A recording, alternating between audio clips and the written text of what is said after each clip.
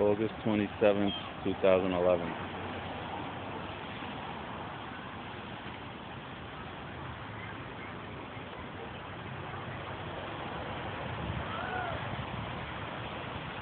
Maybe it's not funny.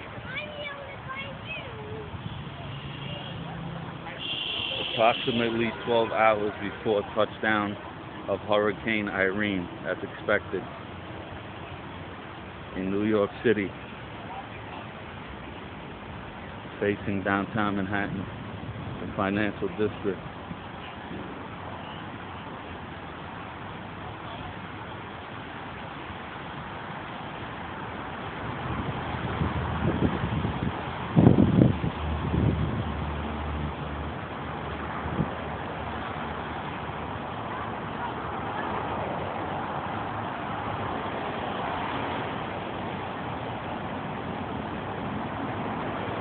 Staten Island in the background, some cruise line ships,